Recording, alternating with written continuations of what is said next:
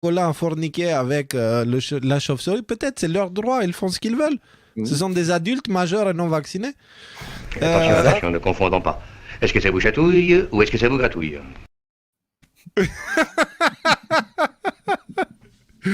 Bon alors les amis, puisque ça chatouille un peu, là on va aller vers la gratouille. De pire en pire.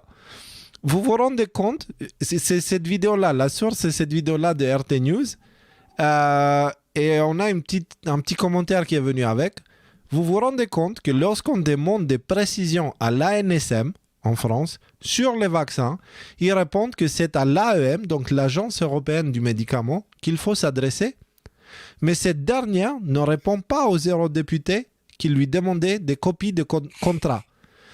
Et c'est au final une personne non élue du peuple, Ursula von der Leyen, qui, avec un petit groupe obscur de personnes, décide de tout. Or, elle avoue avoir perdu ses emails des échanges avec Pfizer. Oh là là, quel accident. Comment tu les perds, les emails? Genre, tu les imprimes, tu les mets dans un tiroir, et puis après, genre, il y a la femme de ménage. Comment tu perds des emails? Bah, elle, dans son bureau, sur son ordinateur, tu sais, elle a un bureau, c'est un bureau comme le nôtre, en 3D, avec des fenêtres qui sont, tu vois, quand tu lui dis ferme la fenêtre, elle va fermer la fenêtre comme ça, tu vois.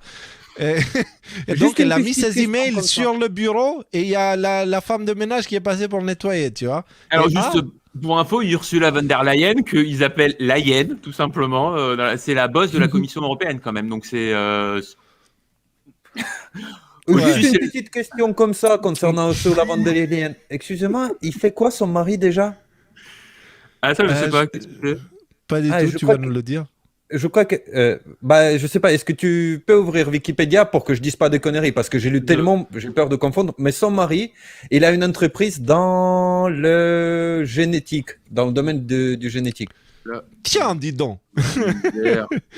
Tiens donc. Normalement, ça y est, dans le statut marital. Alors oui, alors son mari qui dirige Orgenesis, une entreprise de biotechnologie. Alors attends, je l'ai perdu. Orgenesis. Ok. J'arrive. Une entreprise de biotechnologie spécialisée dans les thérapies géniques. Ah bah oui. Bah oui, spécialisée dans les thérapies géniques. Donc les thérapies géniques qu'on appelle vaccins depuis 1 an ou 2 là, qui sont pas du tout des vaccins. Voilà, un tout petit conflit d'intérêt là. Alors les amis, pas de panique. Ne vous inquiétez pas, je pense que le plus dur par rapport à la rhétorique du Covid est derrière nous. Je pense qu'il nous prépare une dernière vague d'efforts pour vacciner tout le monde, le temps qu'ils ont jusqu'à la fin de l'année, je pense. Mais après ça, c'est fini. Ils vont nous foutre la paix parce que leur rhétorique va tomber. Et on va apprendre que les vaccins, les piqûres expérimentales n'étaient pas du tout ce qu'on pensait. Ça commence déjà à éclater. Donc, d'ailleurs, puisqu'on parle de ça, on l'a pas mis aujourd'hui, mais il y a une vidéo qui tourne depuis ce matin. C'est le témoignage, une vidéo de 40 minutes, le témoignage d'un directeur d'une chambre de pompes funèbres au Royaume-Uni.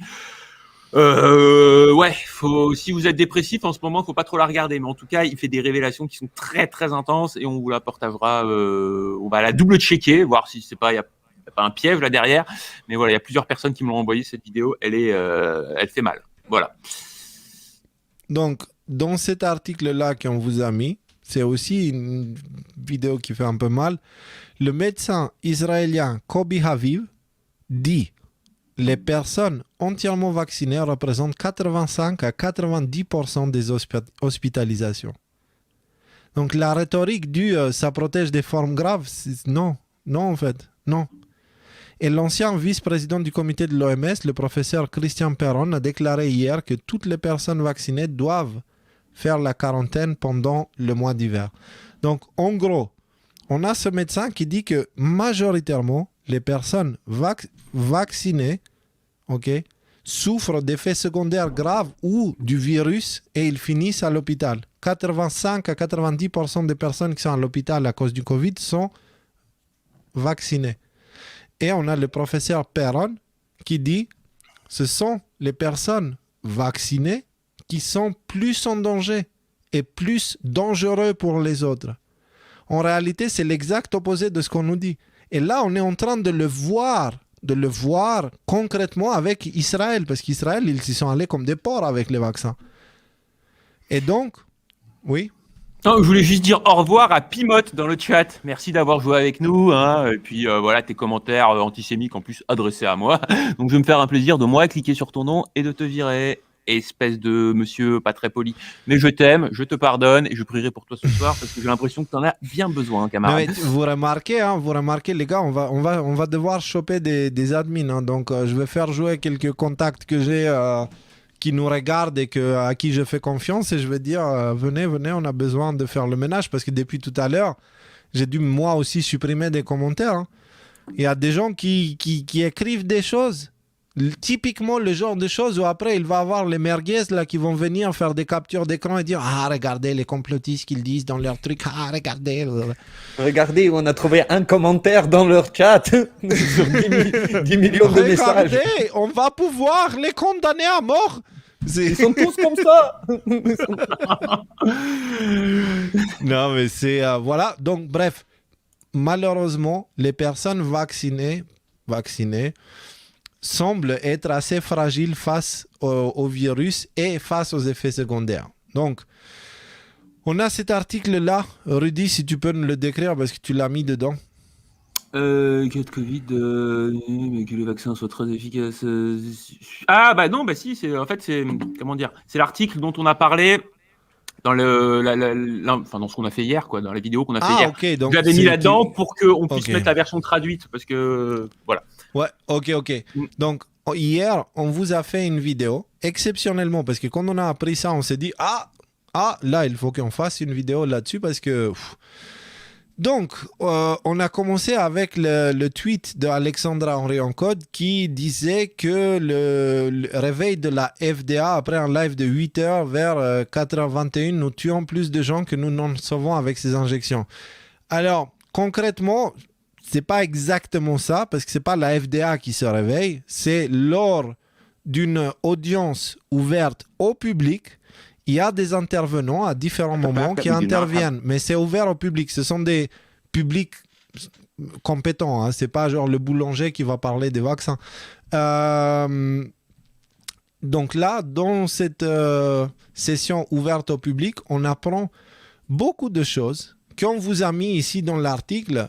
Et à la fin, une fois qu'on a étudié toutes ces choses-là qui disent concrètement que le vaccin, ça sert strictement à rien, que le vaccin, ça provoque des effets secondaires hyper graves et ça tue, que le vaccin est à l'origine des variants, on apprend aussi à la fin que statistiquement, selon les chiffres, selon les chiffres officiels, on tue au minimum 2 personnes pour en sauver une. On tue 2 personnes avec les vaccins pour sauver une personne du Covid.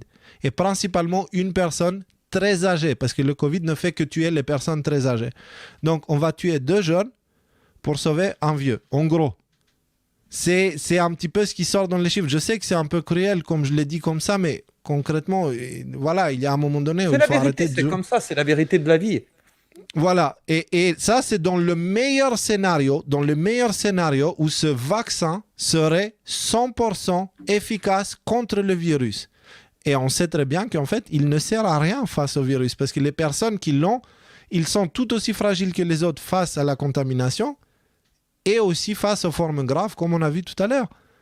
Donc, concrètement, si on prend ces choses-là et on les ajoute dedans, on tue environ 6 personnes pour sauver une personne. Ça, c'est très grave. Et on n'a pas les effets long terme encore.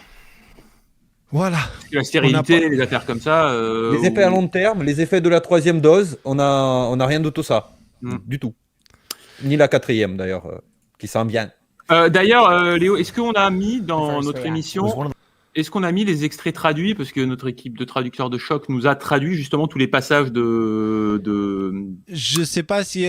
non, moi, je les ai pas mis. Okay, j'ai mis celui de l'élastique, mais les autres, j'ai pas vu en fait. Il va falloir qu'on... ok, on fera ça. Ok, et sinon, les amis, on vous avait annoncé la vidéo de Projet Veritas. Ok? Donc maintenant, on va vous montrer cette vidéo-là. Accrochez-vous bien. C'est, je pense, une des informations les plus importantes des derniers mois concernant le vaccin. Accrochez-vous. Sous-titré par Toute la team, Une entité qui s'appelle La Part du Colibri. Merci à lui. Je ne connaissais pas, mais en tout cas, merci beaucoup. Et on y va. C'est sous-titré. On regarde. Accrochez-vous, ça va secouer. My name is Jody O'Malley, and I'm a master's prepared registered nurse. Well, first of all, your hospital is run by HHS, correct? I work for Health and Human Services with Indian Health Services branch for the Native Americans. These are federal employees. Yes. And we work for the government. So, I mean, the main thing is we have to follow. I know. I mean, that's another thing. I don't know how much longer I'll be here. And the protocols here. I know. Are the policies and administrators coming directly from the federal government? Yes. The problem in here, they are not doing the studies. People that had it, you know, and the people that have been vaccinated, they're not doing any antibody testing. Now you got this guy in room 4 who got his second dose of vaccine on Tuesday, has been short of breath. Okay, now his BNP is elevated, D-dimer elevated, ALT, all his liver enzymes are elevated. His PTINR is elevated. He's got myocarditis. Yes. Oh, this is bullshit. And then let's see. It's probably myocarditis due to the vaccine. Right. But now they're not going to blame the vaccine. Well, and you know what? But he has an obligation to report that, doesn't he? Oh, it yes. happened, right? What is it? 60 days after, if you see anything? They have got to. But how many people are reporting? They are not reporting. Right. Because they want to shove it under the mat. In this instance with Dr. Gonzalez, what patient was she referring to, or without saying She the was name? referring to that patient that had congestive heart Congestive failure. heart failure. And in that particular patient's case, it was not reported. No. I'm going to have to transfer you to another hospital. We don't have cardiologists here. And what you're developing is like a congestive heart failure. Okay? And that's not good. I don't know where this is coming from. On July 29th, you had the first COVID vaccine. And August 19th, you had the second. You know, you don't have COVID. Okay? But you have got a lot of symptoms, you know. And Donc, je fais cette petite pause parce que je viens de lire un commentaire qui m'a fait un petit peu genre... Je pense qu'on va fermer le chat dans pas très longtemps en fait. Parce que là, je vois les attaques et ça me rappelle une période où on avait fermé complètement le chat. Donc, il y a Alex qui dit « Cette guerre spirituelle est usante. Ils le savent et des fois, je me mets à penser « On n'a qu'à se vacciner. » Bon, je suis jeune maman et épuisée, ça n'aide pas. Alex, je comprends ton découragement. Mais dans ce cas précis, au lieu de tirer les autres vers le bas en disant on n'a qu'à se vacciner, demande plutôt de l'aide aux autres. Je me sens découragé. N'écris pas des choses comme ça, s'il te plaît. S'il y a une chose qui est hors de question, qui ne se discute même pas, c'est de se faire piquer. Et n'utilise pas le terme vaccin si tu parles de ça. Utilise le terme je vais me faire piquer si tu préfères. Parce que c'est beaucoup plus réaliste. Et là, ça va t'aider aussi à toi à faire face à ça. Mais s'il te plaît, Alex, si tu es découragé, tends la main pour que quelqu'un te tire vers le haut. Ne va pas choper quelqu'un par les pieds pour le tirer vers le bas. Ne fais pas ça. Ce n'est pas sage et ça va revenir contre toi. Et sois forte. Augmente, prie. Fais toutes les choses qu'on conseille ici, les douches froides, etc. Fais-les. Ce n'est pas juste des paroles en l'air. Ce sont des choses concrètes qui aident vraiment.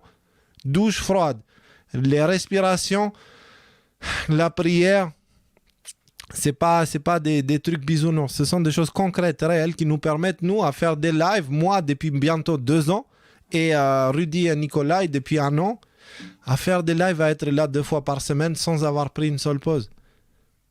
Ce sont des conseils concrets. Fais-le. Mais s'il te plaît, et je dis ça à toi, mais je le dis à tout le monde, ne dites pas on n'a qu'à se faire vacciner. Si vous dites ça d'ici, c'est que vous êtes en train de tirer les autres vers le bas. Ne faites pas ça. Cette chose-là ne se discute pas, c'est hors de question. La question ne se pose pas chez les décodeurs est-ce que pour me sentir un peu mieux, je vais me faire vacciner? Non, ici, on ne pose pas cette question. C'est hors de question. Est-ce que c'est clair?